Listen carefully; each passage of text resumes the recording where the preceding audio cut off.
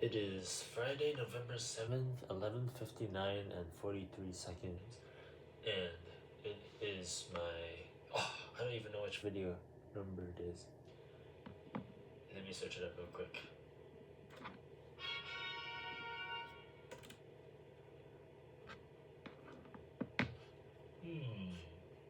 Oh, it is my 10th video out of 100 in my journey to improve my communication skills, articulation skills, and my confidence in speaking to become a better speaker. And for this video,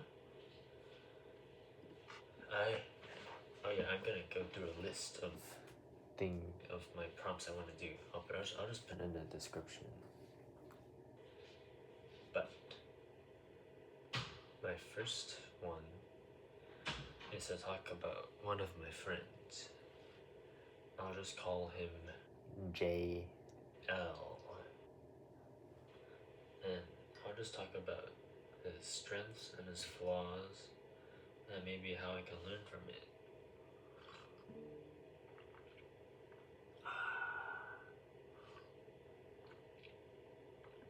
Oh, ice cold water.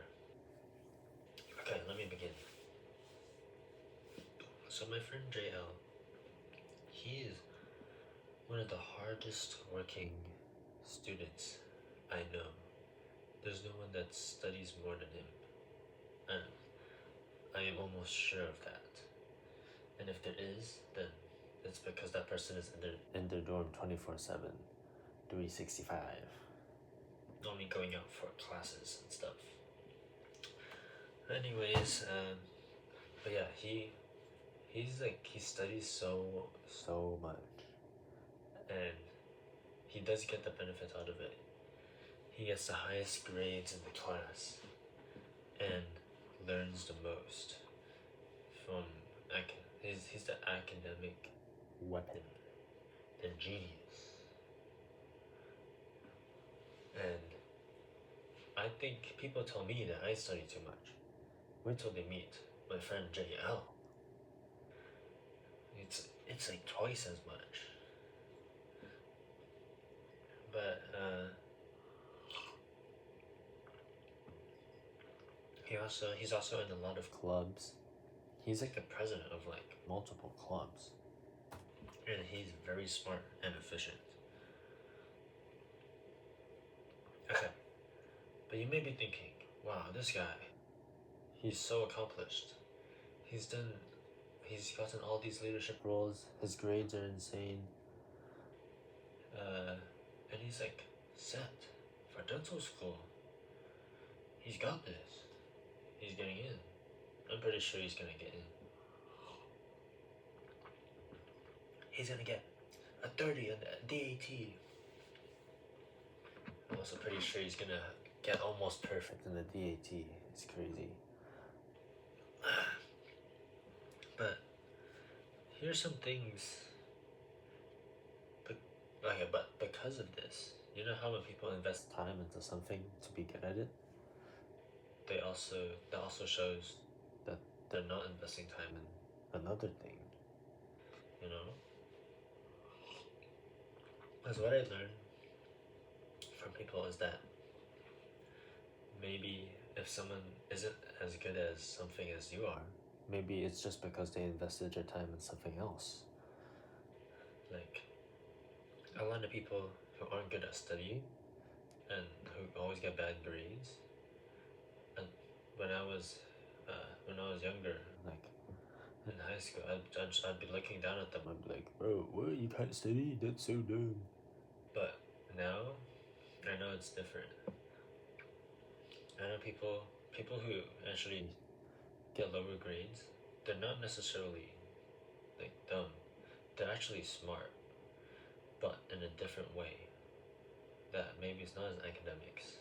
Like, I know someone in my frat who doesn't get good grades, but she is like smart and talented in every other way other than grades, like leadership, communication skills, jobs, teaching.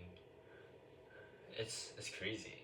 Like, so this goes to show that no matter who a person is, there's always something you can learn from them. There's always something that they're better than you at. Okay, going back to Jay. Yeah, so since he studies so much, he barely goes outside to touch grass. And I've asked him this on multiple occasions, and he's just said it without any prompting himself. Like, he would rather, if he was given the option to die early and get good grades, or to get bad grades but to live a long life, he would literally choose to get good grades and die at the age of like 40.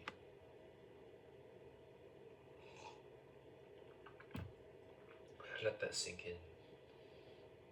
He would rather, and it's serious. Like he's actually serious about that. Like, I've asked him this multiple times, and he said it. He was like, "I would, you know, you know, if I was given the choice to, if I could get all the good grades I wanted, and but then I would have to die at an early age of 40, I would choose that option." It's crazy, and it's because like he's been studying for so long, ever since he was born. Like in high school, he took like multivariable calculus and vector calculus and all those insanely hard classes because he also wanted to be an engineer, and then switched to dentistry. And so he's been studying so much. That's like a specialty. That's all he does. And getting good grades is the thing that innately releases dopamine within his brain.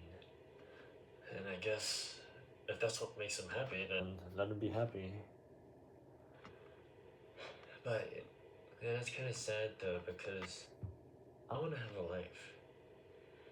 You know, recently because of Halloween, people have been going on Halloween weekend. They've been going out to raves, and there's a rave called Slander, right? And so much people have been asking me, inviting me to come. They're like, "Yo, come to Slander with me. Come with us." And like, I mean, I'm not really a rave person, so I don't really go.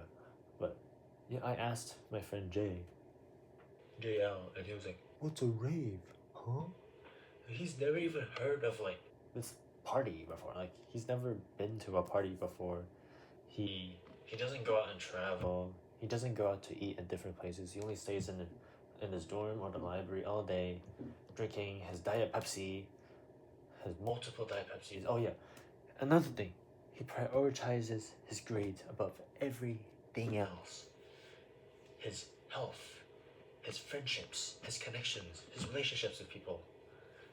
Everything is to get good grades. If he talks to someone, it's to get good grades. If he goes to talk to a professor, it's to get good grades or get a letter of rec.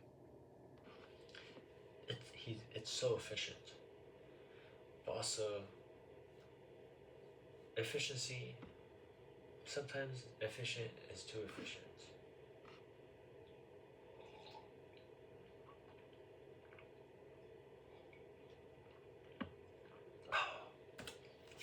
And yes, he's literally known in my friend group to just be the Diet Pepsi guy, because that's all he drinks. He drinks it like water. It's insane. And at least he has a good sleep schedule. That's something I need to work on. Okay, so zooming out. Okay, let's zoom out on this person. So, as a summary, JL is my very smart friend who studies a lot, even more than me, who I consider myself who studies a lot. And he might prioritize studying too much, and because of that misses out on other activities like having fun, like going out to eat or experiencing new things. And but at the same time, he's very strategic and efficient at doing all the right things for dental school. And so I don't think there's anything super flawed other than the fact that he prioritizes academics over his health.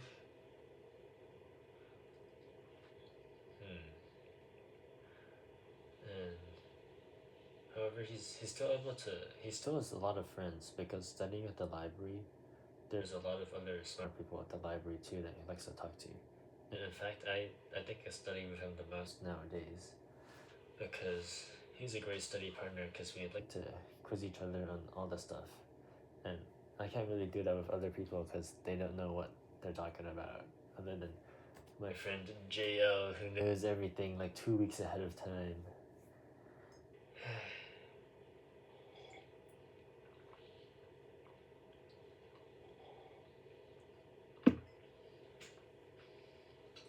But yeah.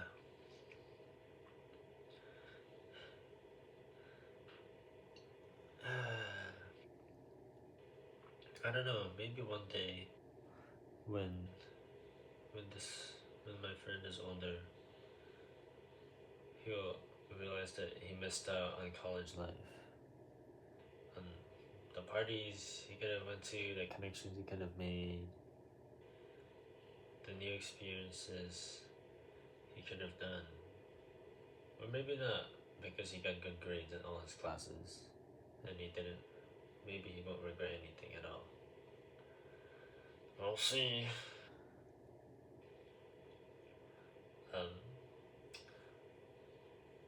What can I learn from him? What can I learn?